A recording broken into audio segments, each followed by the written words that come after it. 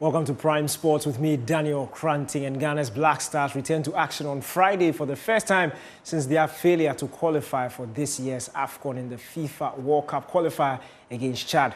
Otuado's men held their first training session at the Accra Sports Stadium earlier today.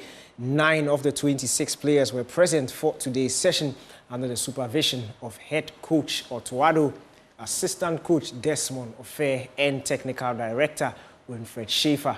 Mohamed Salisu, Kamaldeen Sulemana, Gideon Mensah, Joseph Wallacott, Antoine Semenyo, Benjamin Asare, Lawrence Atizigi, Razak Simpson, and Mohamed Kudus were all present.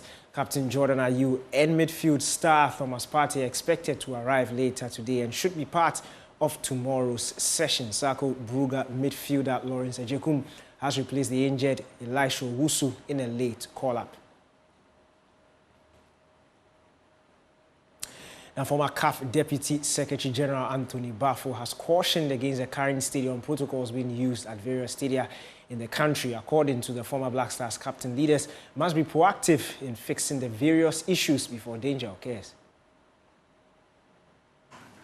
You see, when I walk, they call me no-nonsense. And these are the things we always take personal. But there's nothing personal when we work, because we want to do the best and have the best for the country. So what does it need? A strong leadership and decision-making skills, experience in sports and facility management. There are a lot of young guys who are here who have studied sports management, strategic management. Involve them.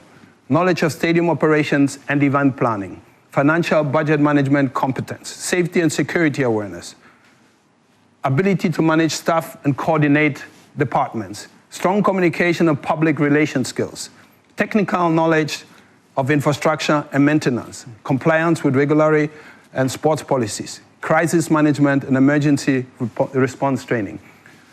If I speak about crisis management, I don't think we think about crisis. One thing I've learned in Germany is always to think about the aftermath, positive or negative. In Germany, we always said before the game is after the game, and after the game is before the game.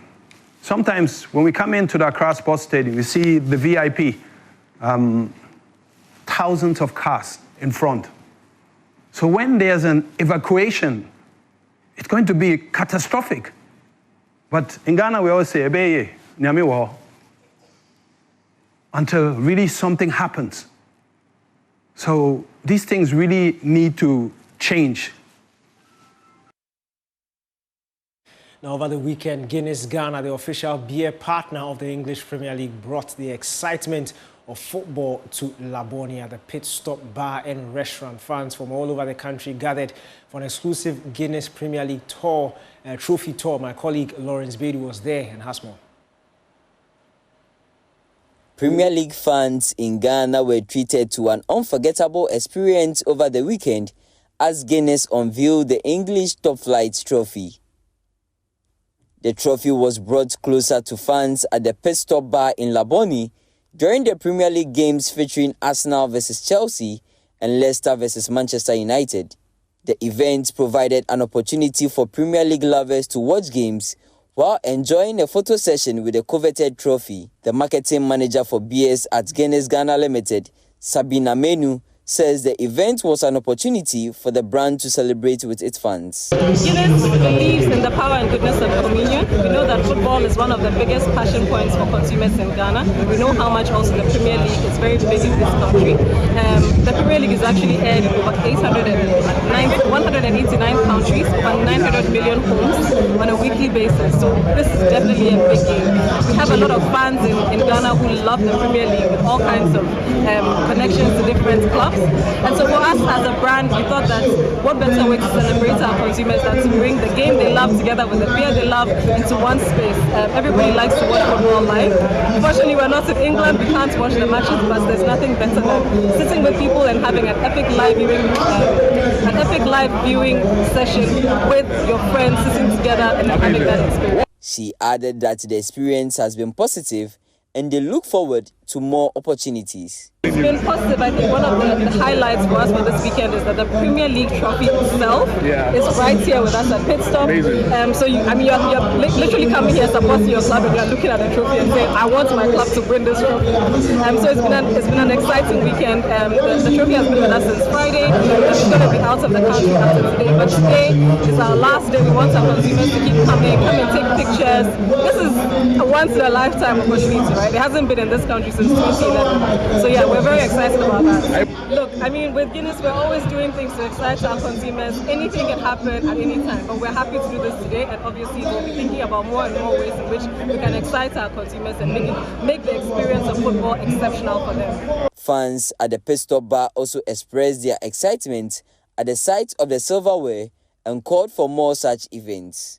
To be able to get so close to see it, I mean, the feeling is surreal. The whole event here in Ghana, here at Guinness, here out in Laboni, it was absolutely incredible, booking in their numbers, and it was a lot of fun, a lot of reactions, and it just felt so real. It just felt so good to have the title right next to us. So yeah, I mean, keep going. One more of these. Bring more of these here in Ghana. Yeah.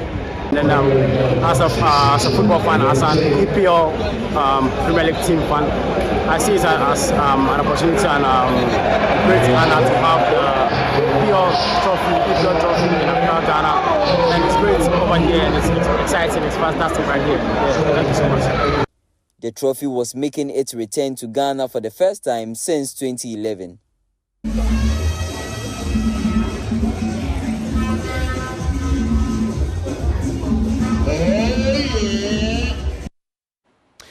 Now, the Ghana Rugby Football Union has a new president in Rafatu Inusa, who ran unopposed at their elective assembly. She replaces Herbert Mensah and will head the federation for the next 4 years. A new board was also elected to steer the affairs of the federation. Haruna Mubarak has the rest of the story. Uphold the constitution and laws of the Ghana Rugby Association.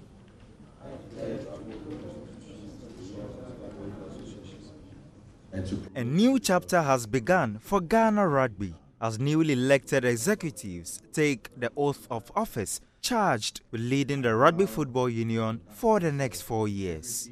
The transition follows the election of Herbert Mensah as president of Rugby Africa and subsequent dissolution of the previous board. It was a smooth process as Rafatu Inusa, who ran unopposed, was elected as the federation's head until 2029. She will be supported by Vice President Emmanuel Benfi. I'd like to thank the Almighty God for making this day very possible, and to thank all the people here today who grace these occasions. You have federations, you have countries, you have World Rugby and Rugby Africa representative. And to my team, I call them team because we are going to tirelessly work together to make sure that Ghana Rugby is well represented. And so today, I'm happy and proud of all of us, not myself.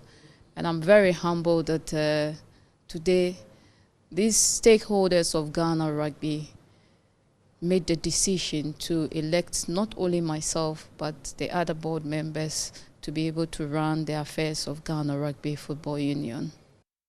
Meanwhile, Prince Kweku, Emmanuel Carlos, Abdul Said Semed and Sakut Amenga Itego were also elected unopposed as board members, with Anita Atieku taking up the role of women's representative. The elections drew the presence of key stakeholders, including World Rugby's Dave Gilbert and the acting director general of the National Sports Authority, Yao Ampofo Ankra. I think this is something you should all be very proud of. And I wish this is not the unopposed, but I wish this is how elections are held, where we can all agree. There must have been some good consultations and dialogue behind the scenes to arrive at,